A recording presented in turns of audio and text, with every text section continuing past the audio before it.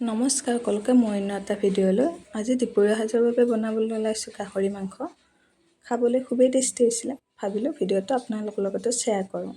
আহকচোন চাওঁ মই কেনেদৰে বনাইছোঁ গাহৰি মাংস।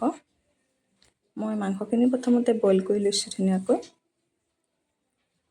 পানীখিনি যাবলৈ আন এটা বাচনত উলিয়াই লৈছোঁ আৰু লগতে কাটি লৈছোঁ বিলাহী এটা, পিঁয়াজ দুটা আৰু লগতে আলু এটা আৰু আদা নহৰু এচামুচ পেষ্ট বনাই লৈছোঁ, জীয়া জলকীয়াৰ পেষ্ট বনাই লৈছোঁ অকণমান আৰু জলকীয়া দুটা লৈ লৈছোঁ।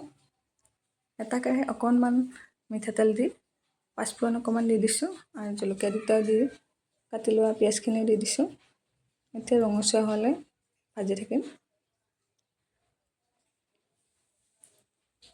আৰু লগতে কাটি থোৱা আলুখিনি দি দিছোঁ। 2-3 মিনিটমানৰ কাৰণে ভাজি থাকিম এতিয়া। আৰু এয়া হৈয়ে গৈছে, এতিয়া বইল কৰি থোৱা মাংসখিনিও দি দিছোঁ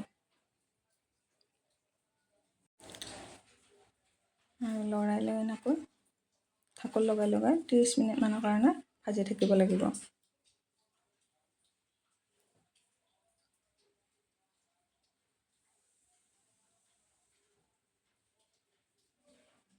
আৰু এতিয়া সোৱাদ অনুযায়ী নিমখখিনি দি দিছোঁ। ভালদৰে লৰাই লৈ আকৌ ঢাকোন লগাই দিছোঁ।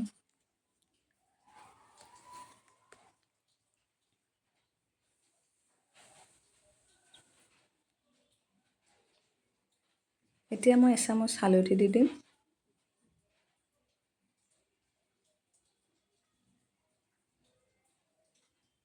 আদা নহৰু পেষ্টখিনি দি দিছোঁ আৰু জীয়া জলকীয়াৰ পেষ্টখিনিও মই দি দিছোঁ। এতিয়া ভালদৰে আদা নহৰু পেষ্টৰ কেঁচা গোন্ধ নোযোৱালৈ ভাজি থাকিব লাগিব।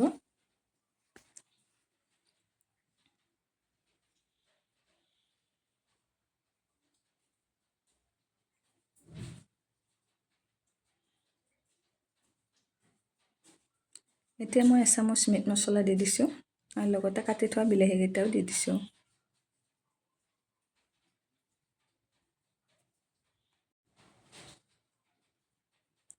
আৰু গলি নোযোৱালৈ এনেকৈ লৰাই ভাজি থাকিব লাগিব। আৰু এয়া বিলাহীখিনি ধুনীয়াকৈ গলি গৈছে। এতিয়া অকণমান মই গৰম পানী দি দিছোঁ, লৰাই লৈ ঢাকোন লগাই দিম।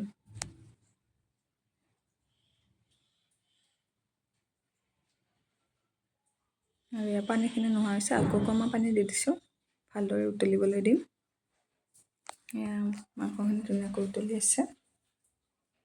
আপোনালোকেও এনেদৰে বনাই খাবচোন, খাবলৈ খুবেই টেষ্টি হয়। আৰু এয়া আমাৰ মাংস ৰেডি হৈ গ'ল।